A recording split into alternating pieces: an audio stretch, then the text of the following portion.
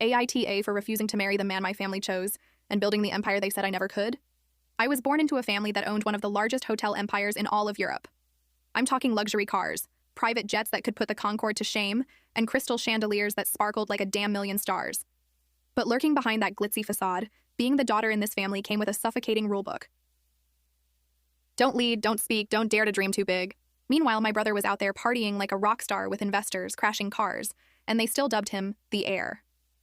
Me? I busted my ass studying business, networking with investors, and guess what? They had the audacity to say I was just playing pretend.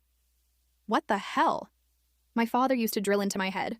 You don't need ambition, sweetheart, you need a husband. Then, out of nowhere, they introduced me to Lucas, the son of a tobacco tycoon. You know the type, powerful, arrogant, and polished to a shine. At dinner, he leaned back in his chair and said with all the charm of a used car salesman, "You'll never have to work a day in your life." And there I was, flashing a smile, replying, "That's the problem." The very next morning, my parents hit me with an ultimatum. Marry him or lose everything. I walked out. All I had was the inheritance from my grandmother, who always told me, "You were born to build, not to beg." I stumbled upon an abandoned villa by the sea, broken windows, an overgrown garden that looked like something out of a horror movie. Everyone around me said it was worthless, but I saw potential. I claimed it as my own. For months, I poured my soul into that place.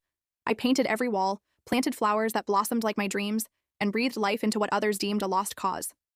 There were nights I fell asleep on the floor, tears streaming down my face, but for the very first time, I was living for myself. When I finally opened those doors, guess what? Crickets. No one came. Until one night, a travel blogger stumbled in, stayed over, and raved about the girl who built a hotel from nothing. Boom, the video went viral. Bookings skyrocketed, journalists came knocking, and headlines screamed, "Runaway heiress constructs her own empire." Months later, my father decided to pay a visit. He walked through the villa in stunned silence, taking it all in, and then said, "You've done what no one in this family has ever done. You earned our name." And just when I thought I'd seen it all, Lucas showed up. "You actually made it." I shot him a smile and said, "No, I built it." Now I run not one, not two, but 3 fabulous resorts. I employ women who were told they'd never amount to anything. And every single time I watch the sunset over that glorious sea, I remember they wanted a wife. But look at me now, I became a damn CEO. So tell me, Reddit, AITA for refusing to marry the man my family handpicked for me and proving them wrong.